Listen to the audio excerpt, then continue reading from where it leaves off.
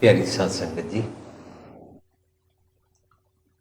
जो असी श्लोक गायन किया है कबीर साहब का श्लोक है और गुरु ग्रंथ साहिब के 1372 1372 अंक के शब्द गुरु ग्रंथ साहिब विच कंपाइल्ड है। असी जो शब्द पढ़ते हाँ असी इन्हों पहला गायकी के रूप में सिंगिंग कर लेते हाँ, फिर उस तो बाद असी इन्हों अपनी लाइफ एप्लाई किवें करीदा वो एग्जाम्पल्स डिस्कस करते हैं along with the literal meanings and then practical applicable meanings how to apply. So असी जो कबीर साहब का श्लोक पढ़िया एक गुरु ग्रंथ साहिब 1372 ते लड़ीवार 4 श्लोक लिखे हुए। This is 146th shlok, so there are almost 242 or 43 shlokas written in that context. उन्हें असी 146 नंबर श्लोक गायन किया।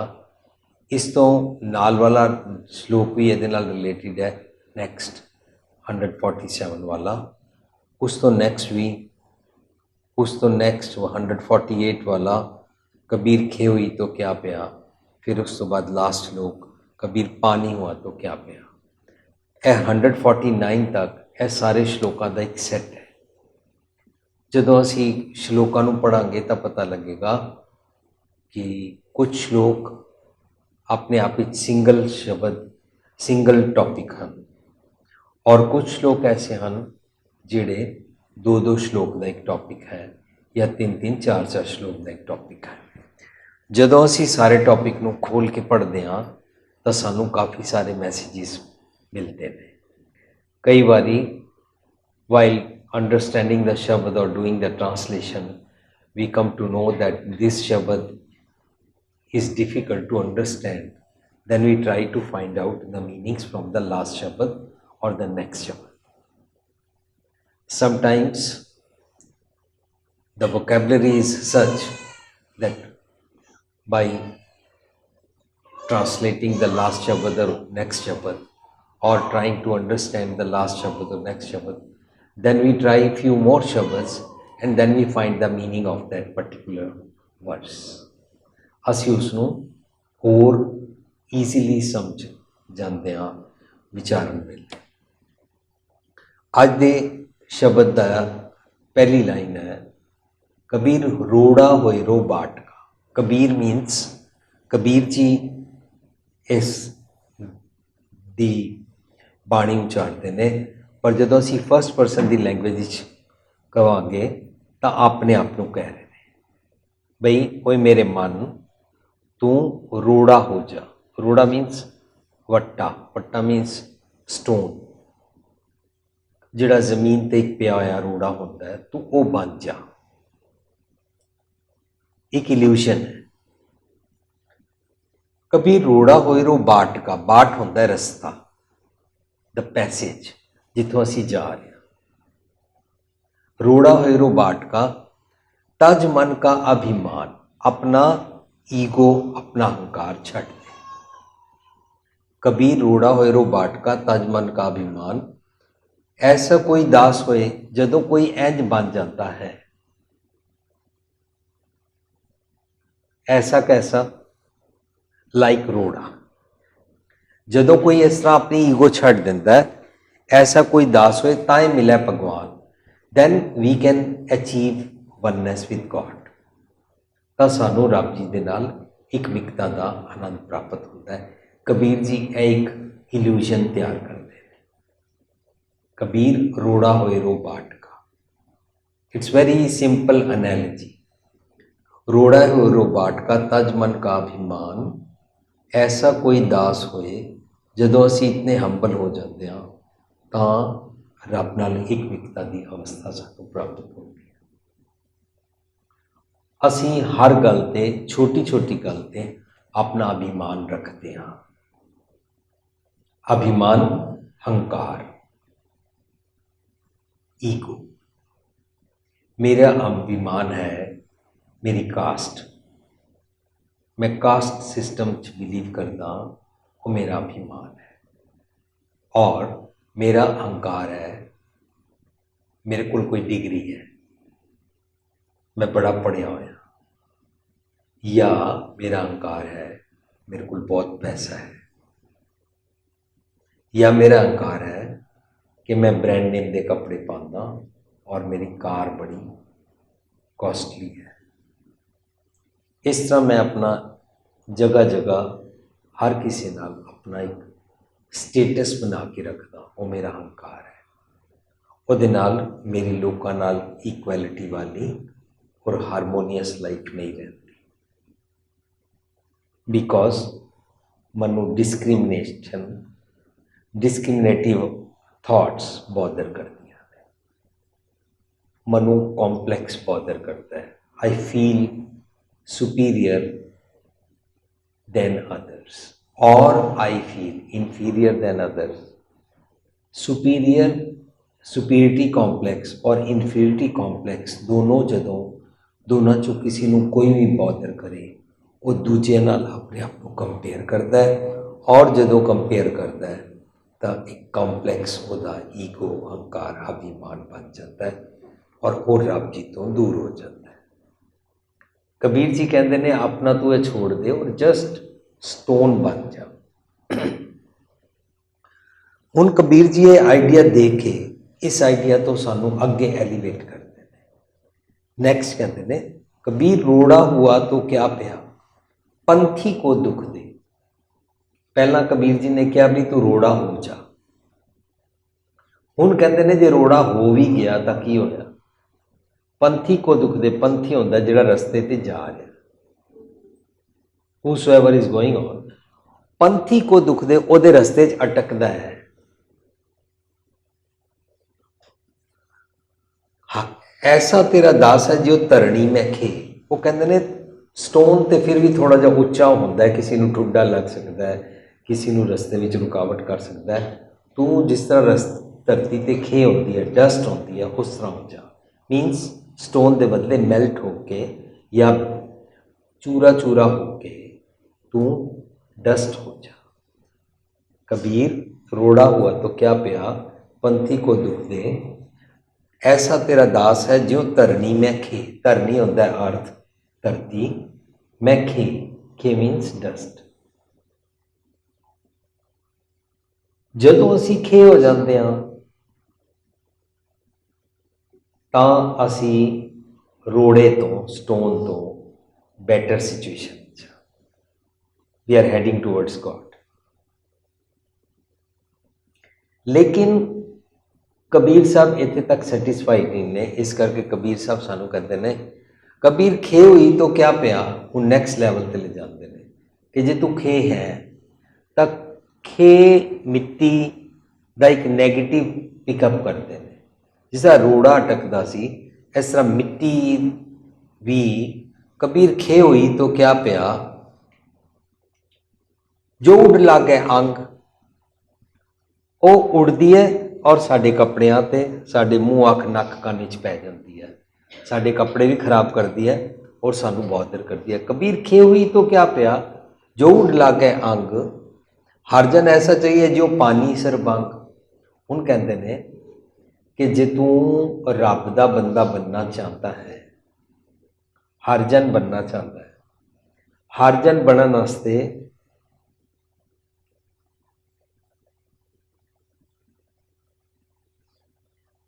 जर्नी समझा रहे हैं,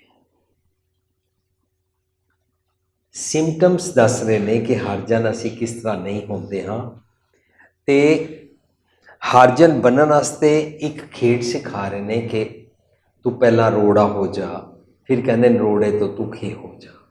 लेकिन उन खे का नैगेटिव दसते हैं कि इत्थे तक भी तू अपने आप को स्टॉप ना कर। खे हुई तो क्या पिया, जो उड़ लागे अंग, हरजन ऐसा चाहिए जो पानी सिर बंग। तू खे दे बदले पानी हो जा।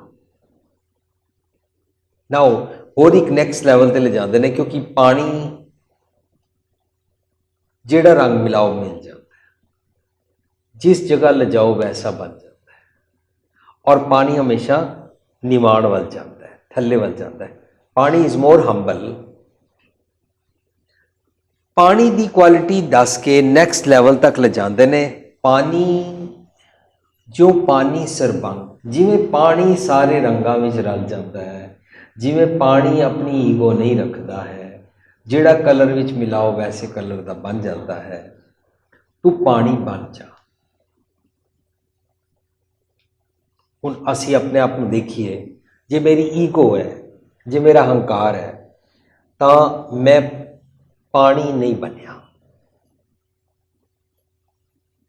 साडे विच की होता है, साडे विच एक डिस्क्रिमिनेशन का ख्याल होता है, और असी सोचते हाँ असी जट हाँ, असी पापियां नाल नहीं बैठना।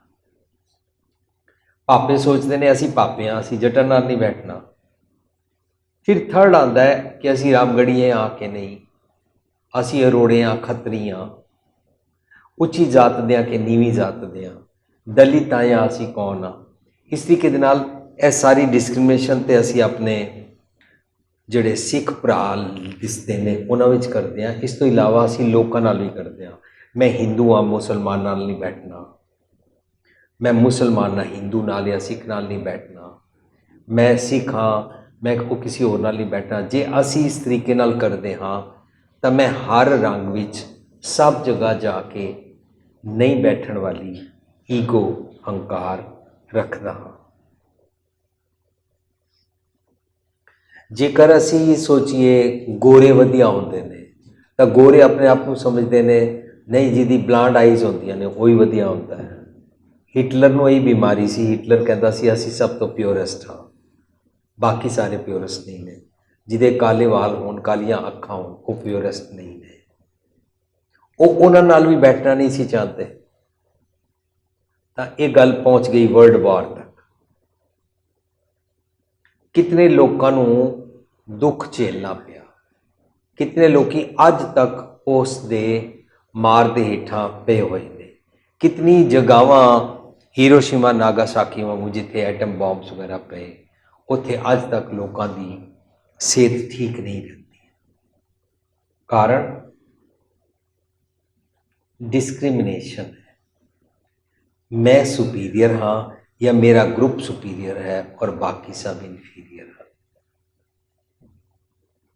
दैन इस तो बाद आ जाता है रिलीजन। जो रिलीजन ही आ जाते हैं, हिंदू मुसलमान सिख ईसाई जैनी बोधी एथिस्ट कॉम्युनिस्ट और क्रिश्चियन विच भी कई किस्मां, इस्लाम विच कई किस्मां। असी सारे एक दूसरे के नाल डिस्क्रिमिनेशन करते हैं, एक दूसरे के नाल मिल के बैठ नहीं सकते। वो कहते पे ने तू पानी हो जा। कबीर खे हुई तो प्या क्या प्या जो उड लागे अंग, ऐसा तेरा दास है जो पानी सरबंग हर रंग नाल मिल सकता होवे, नम्रता प्यार इस तू रहिंदा होवे। जे तू शराब नहीं पींदा तो किसी शराबी नूं भैड़ा ना समझ, बल्कि किसी शराबी नाल बैठ के ओदी शराब छुड़ा दे। कोई भी मनुख जदों गलत काम करता है तो उन्होंने नफरत ना कर, और तू उस दे नाल प्यार करके उहदे नाल बैठना सीख। पानी हो जा। कबीर खे हुई तो क्या प्या जो उड लागे अंग, हरजन ऐसा चाहिए जो पानी सरबंग, पानी सरबंग हो जा। रोड़ा पहला बनाया हंकार दूर करने वास्ते। रोड़े ते सैटिस्फाइड नहीं ने, मैनू धार्मिक दुनिया विच मेरा लैवल होर उच्चा करना चाहते हैं। मैनू रोड़ा तो मिट्टी बना वास्ते कहते हैं, मिट्टी हो जा। पर मिट्टी होने वेले भी असी लोगों दी अखां च रिड़कते रहते हैं। जदों मैं ज़्यादा धार्मिक हो जा, जो पूरा धार्मिक नहीं है, मैं उन्होंने शो करांगा तुसी ठीक नहीं, तुसी सवेरे नहीं उठे, तुसी यह नहीं किया, तुसी वो नहीं किया, एज इफ के मैं ज़्यादा प्योर। लोगों की अखां च जदों असीं रिड़कते हाँ, लोग साडे नाल कट जाते हैं, साडे नाल बैठते नहीं। ਬਜ਼ੁਰਗਾਂ ਨਾਲ ਬੱਚੇ ਨਹੀਂ ਬੈਠਦੇ ਨੇ ਜਦੋਂ ਬੱਚੇ ਗੱਲ-ਗੱਲ ਤੇ ਬੱਚਿਆਂ ਨੂੰ ਬਜ਼ੁਰਗ ਗੱਲ-ਗੱਲ ਤੇ ਟੋਕਦੇ ਨੇ। ਪਰ ਜੇ ਉਹਨਾਂ ਨੂੰ ਪਿਆਰ ਕਰਨ ਤਾਂ ਬੱਚੇ ਮਾਂ-ਪਿਓ ਕੋਲ ਬੈਠਣਗੇ। ਤੁਹਾਡੇ ਇੱਥੇ ਮਲੇਸ਼ੀਆ ਮੈਂ ਸੈਕਿੰਡ ਟਾਈਮ ਆਇਆ, ਇਹ ਦੇਖ ਕੇ ਬੜੀ ਖੁਸ਼ੀ ਹੁੰਦੀ ਹੈ ਕਿ ਬੱਚੇ ਬਾਣੀ ਪੜ੍ਹਦੇ ਨੇ, ਪੰਜਾਬੀ ਸਿੱਖਦੇ ਨੇ, ਬਜ਼ੁਰਗਾਂ ਕੋਲ ਬੈਠਦੇ ਨੇ। ਸੋ ਤੁਹਾਡੇ ਇੱਥੇ ਕੁਆਲਿਟੀ ਹੈ ਕਿ ਬਜ਼ੁਰਗ 3rd ਔਰ 4th ਜਨਰੇਸ਼ਨ ਵਾਲੇ, ਉਹਨਾਂ ਨੇ ਆਪਣੇ ਬੱਚਿਆਂ ਨੂੰ, ਗ੍ਰੈਂਡ ਚਿਲਡਰਨ ਨੂੰ ਪੰਜਾਬੀ ਸਿਖਾਈ, ਉਹਨਾਂ ਨੂੰ ਪਿਆਰ ਨਾਲ ਬਿਠਾਉਂਦੇ ਨੇ। ਪਰ ਮੋਸਟਲੀ ਵਰਲਡ ਵਾਈਡ ਦੇਖਣ ਨੂੰ ਮਿਲਦਾ ਹੈ ਕਿ ਬਜ਼ੁਰਗਾਂ ਕੋਲ ਬੱਚੇ ਨਹੀਂ ਬੈਠਦੇ ਨੇ। ਜਦੋਂ ਅਸੀਂ ਖੇ ਹੋ ਜਾਂਦੇ ਹਾਂ ਤਾਂ ਕਿਸੇ ਦੀ ਅੱਖ 'ਚ ਰੜਕਦੇ ਰਹਿੰਦੇ ਹਾਂ ਔਰ ਕਿਸੇ ਵਾਸਤੇ ਅਸੀਂ ਮਹਿਲ ਬਣ ਜਾਂਦੇ ਹਾਂ, ਉੱਡ ਕੇ ਅੱਖਾਂ 'ਚ ਅੰਗਾਂ 'ਚ ਪੈਂਦੇ ਹਾਂ। ਇਸ ਕਰਕੇ ਇਸ ਲੈਵਲ ਤੋਂ ਵੀ ਉੱਪਰ ਪਾਣੀ ਦੇ ਲੈਵਲ 'ਤੇ ਲਿਆਉਂਦੇ ਨੇ। ਹੁਣ ਪਾਣੀ ਦੇ ਲੈਵਲ ਤੋਂ ਹੋਰ ਉੱਪਰ ਲਿਆਉਣਾ ਚਾਹੁੰਦੇ ਨੇ, ਕਿਉਂਕਿ ਸਾਨੂੰ ਗੋਡਲੀ ਕੁਆਲਿਟੀਜ਼ ਦੀ ਹਾਈਟ 'ਤੇ, ਉਸ ਨੂੰ ਕਹਿੰਦੇ ਨੇ ਐਕਮੀ ਆਫ ਸਪਿਰਿਚੁਅਲ ਲੈਵਲ ਅਚੀਵ ਕਰਨਾ। ਅਸੀਂ ਸਾਰੇ ਇਸ ਵੇਲੇ ਦੇਖਣ ਵਿੱਚ ਹਿਊਮਨ ਬੀਇੰਗਸ ਲੱਗਦੇ ਹਾਂ, ਪਰ ਅਸੀਂ ਹਿਊਮਨ ਬੀਇੰਗਸ ਨਹੀਂ ਹਾਂ। ਪਸ਼ੂ ਮਾਨਸ ਚੰਪ ਪਲੇਟੇ ਅੰਦਰੋਂ ਕਾਲਿਆ, ਮੈਂ ਬਾਹਰੋਂ ਦੇਖਣ ਨੂੰ ਤਾਂ ਲੱਗਦਾ ਹਾਂ ਇਨਸਾਨ, ਪਰ ਐਨੀਮਲ ਡੀਡਸ ਕਰਦਾ ਹਾਂ। ਡੀਮਨ ਥਾਟਸ ਦੇ ਨਾਲ ਮੈਂ ਜੀਂਦਾ ਹਾਂ ਔਰ ਮੇਰਾ ਕੈਰੈਕਟਰ ਹਿਊਮਨ ਬੀਇੰਗਸ ਵਾਲਾ ਨਹੀਂ ਹੈ। So we have to become humans. ਪੂਰਾ ਇਨਸਾਨੀਅਤ ਦੇ ਹਾਈਟ ਤੱਕ ਆਉਣਾ ਮੀਨਸ ਹਰਜਨ, ਮੀਨਸ ਗੋਡਲੀ ਕੁਆਲਿਟੀਜ਼ ਨੂੰ ਅਚੀਵ ਕਰਨਾ। ਜਦੋਂ ਅਸੀਂ ਹਰਜਨ ਬਣਦੇ ਹਾਂ, ਸਾਡੀ ਬੋਲੀ ਮਿੱਠੀ ਹੋ ਜਾਂਦੀ ਹੈ। ਰੱਬ ਜੀ ਮਿੱਠਾ ਬੋਲਦੇ, ਰੱਬ ਜੀ ਕਰੂਅਲ ਨਹੀਂ ਬੋਲਦੇ। ਜਦੋਂ ਕਦੀ ਵੀ ਸਟਾਰਮ ਆ ਜਾਏ, ਅਰਥਕੁਏਕ ਆ ਜਾਏ, ਸੁਨਾਮੀ ਆ ਜਾਏ, ਫਲੱਡ ਆ ਜਾਏ, ਉਹ ਰੱਬ ਜੀ ਨਹੀਂ ਕਰਦੇ ਨੇ। We are suppose to understand this ਕਿ ਅਸੀਂ ਉਸ ਵੇਲੇ ਕਮੈਂਟ ਪਾਸ ਕਰਦੇ ਹਾਂ, ਰੱਬ ਨੇ ਭੂਚਾਲ ਲਿਆ ਦਿੱਤਾ, ਰੱਬ ਨੇ ਕੈਲੇਮਿਟੀ ਕਰ ਦਿੱਤੀ, ਰੱਬ ਨੇ ਫਲੱਡ ਲਿਆ ਦਿੱਤਾ। ਰੱਬ ਜੀ ਨਹੀਂ ਕਰਦੇ ਨੇ, ਰੱਬ ਜੀ ਮਿੱਠ ਬੋਲਣੇ ਨੇ। ਰੱਬ ਕੌਨਸੈਪਟ ਹੀ ਗੁਰਬਾਣੀ ਅੰਦਰ ਕ੍ਰੀਏਸ਼ਨ ਵਾਸਤੇ ਹੈ, ਰੱਬ ਕੌਨਸੈਪਟ ਵਰਚੂਜ਼ ਵਾਸਤੇ ਹੈ, ਰੱਬ ਕੌਨਸੈਪਟ ਗੋਡਲੀ ਕੁਆਲਿਟੀਜ਼ ਵਾਸਤੇ ਹੈ, ਡਿਸਟਰਕਸ਼ਨ ਵਾਸਤੇ ਨਹੀਂ ਹੈ। ਰੱਬ ਕਿਸੇ ਦਾ ਬੁਰਾ ਨਹੀਂ ਕਰਦਾ ਹੈ। ਕਿਉਂ? ਕਿਉਂਕਿ ਉਹ ਨਿਰਵੈਰ ਹੈ। ਅਸੀਂ ਰੋਜ਼ ਸਵੇਰੇ ਪੜ੍ਹਦੇ ਹਾਂ ਏਕ ਓਂਕਾਰ ਸਤਨਾਮ ਕਰਤਾ ਪੁਰਖ। ਕਰਤਾ ਪੁਰਖ ਕ੍ਰੀਏਟਰ, ਰੱਬ ਜੀ ਕ੍ਰੀਏਟਰ ਨੇ। ਤਾਂ ਮੈਨੂੰ ਕ੍ਰੀਏਟਰ ਬਣਨਾ ਹੈ, ਮੈਨੂੰ ਕ੍ਰੀਏਟਿਵ ਕੰਮ ਕਰਨੇ ਨੇ।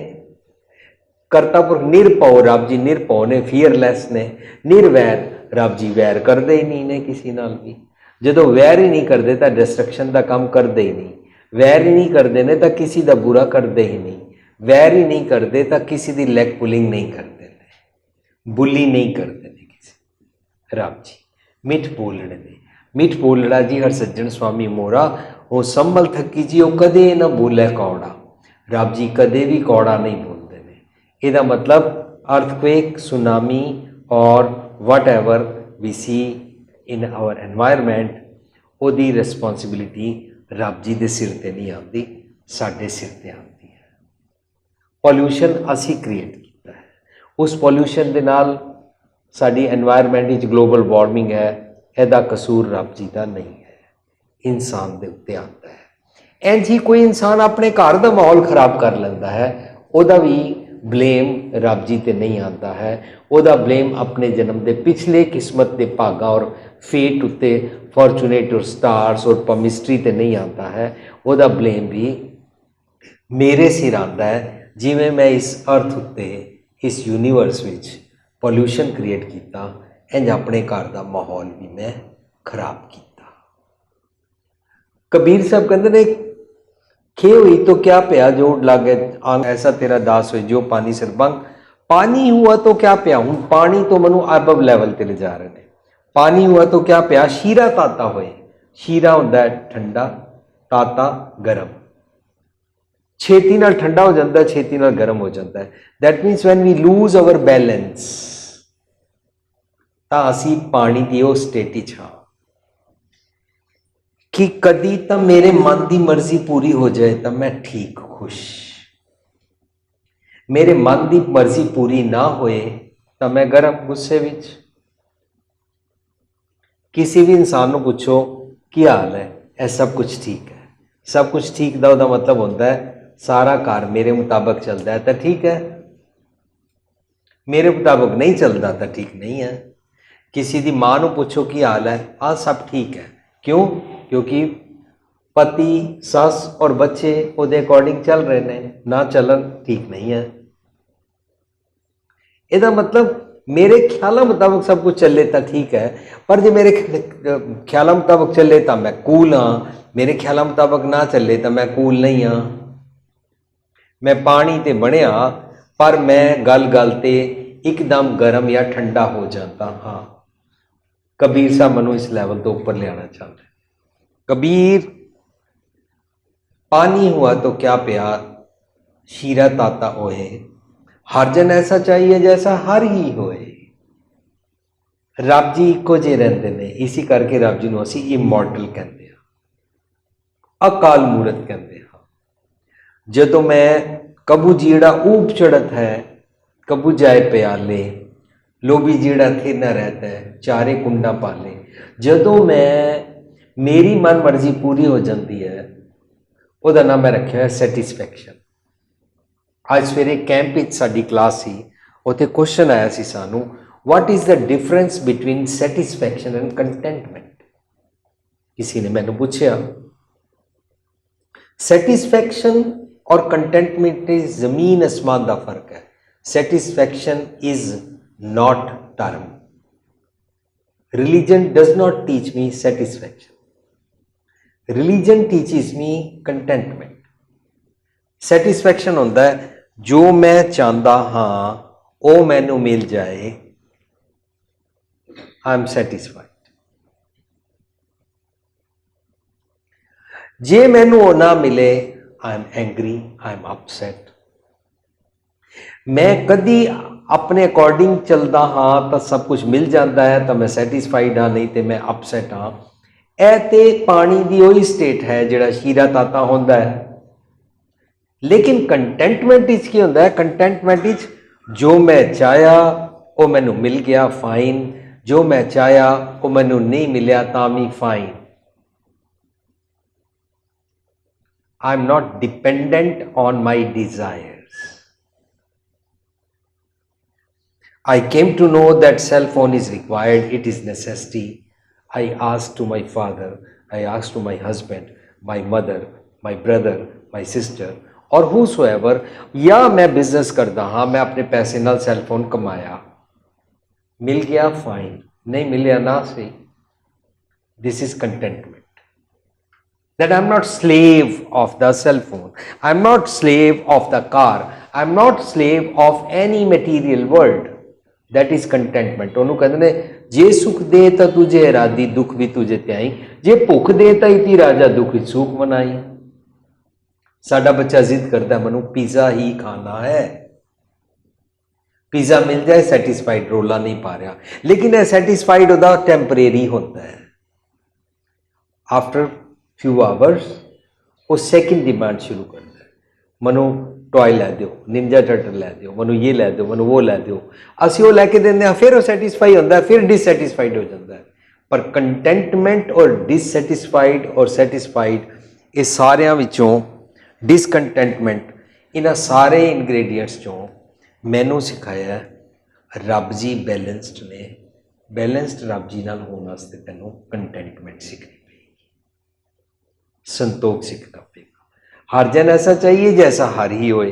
हुण रब जी किसी दे नाल वैर नहीं करते ने, ए रब जी की क्वालिटी है, तैनूं रब जी वाली क्वालिटी सीखनी है, जैसा हर ही होए।